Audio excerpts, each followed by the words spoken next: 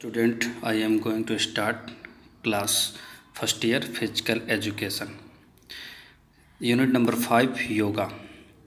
इसमें हम five topics पढ़ेंगे इस चैप्टर में। फर्स्ट टॉपिक है meaning and important of yoga. Second topic है element of yoga. Third topic है introduction, asana, pranayama, meditation and योगिक क्रिया। ठीक है। फोर्थ टॉपिक है yoga for concentration and related asanas, Shashank, Sukhasana, Tadasana, Padmasana, Shashankasana, Naukasana, Vrikshasana, 3 pose में, गरुड़ासन मतलब ईगल पोज में। ठीक है। फिफ्थ टॉपिक आपका है relaxation techniques, relaxation technique from improving concentration, योग निद्रा। ठीक है। ये 5 टॉपिक हमको इस चैप्टर में पढ़ना है। आज हम डिस्कस करेंगे आपसे meaning and important of yoga. ठीक है। फर्स्ट टॉपिक हमारा है meaning and important of yoga. ठीक है। मीनिंग इसका क्या है देखते हैं।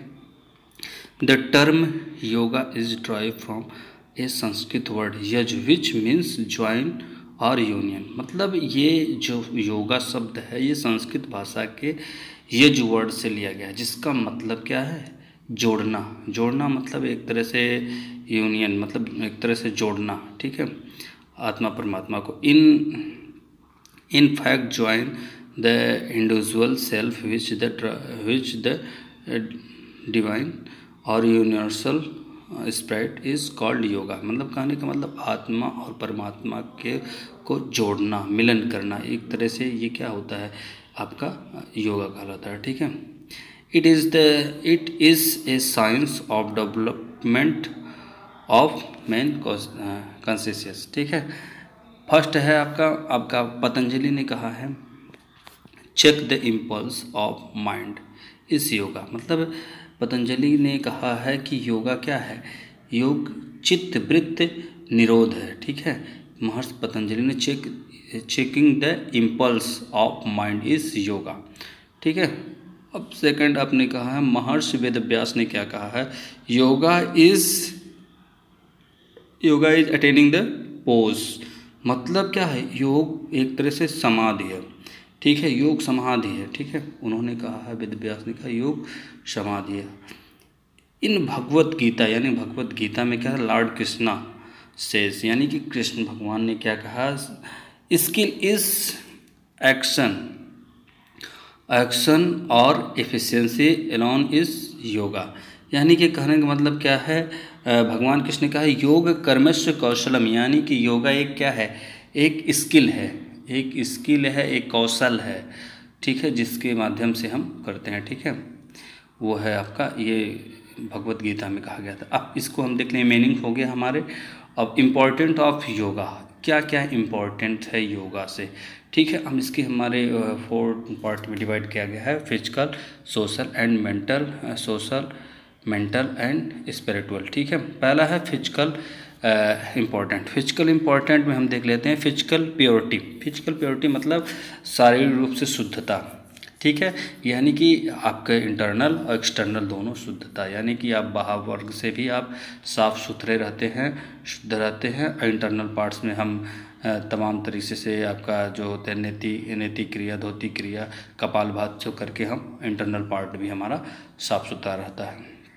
ठीक है। सेकंड टॉपिक है प्रिवेंशन फ्रॉम डिजीज़, यानी कि जो हम इंटरनल पार्ट और एक्सटर्नल पार्ट को हम सही रखेंगे तो हम डिजीज़ से भी अपना फ्री रहेंगे। ठीक है।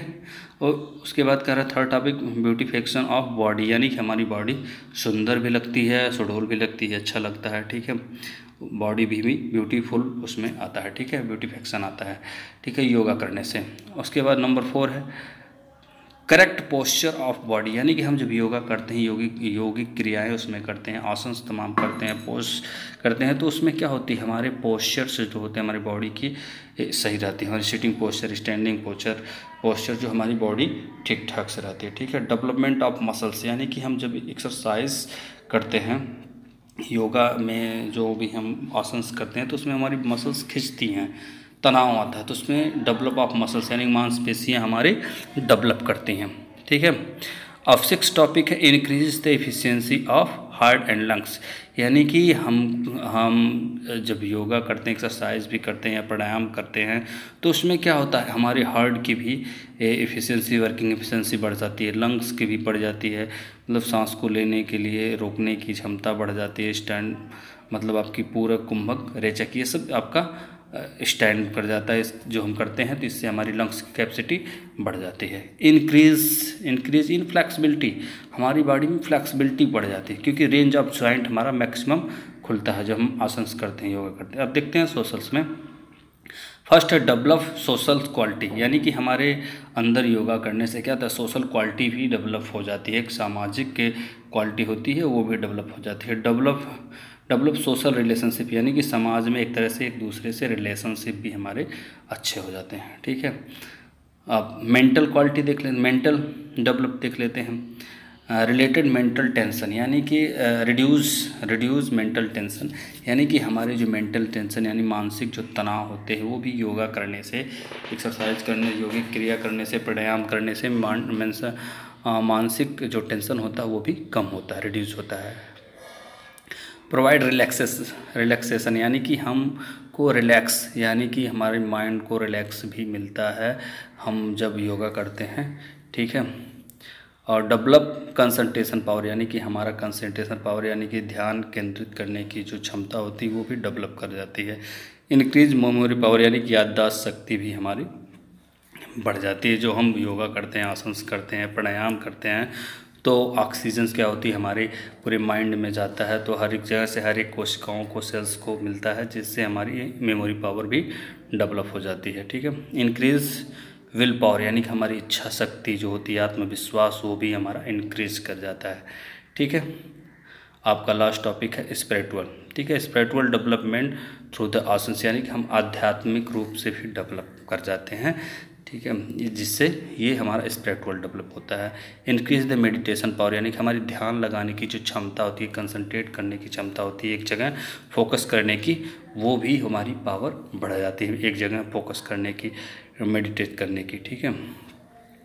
अब उसके बाद इंक्रीज मोरल वैल्यू है, हमारा मोरल वैल्यू भी बढ़ जाता है। ये हमारी फर्स्ट टॉपिक हो गया, meaning and important of yoga, ठीक है। अब आज इतना ही, ठीक है, ओके, थैंक यू।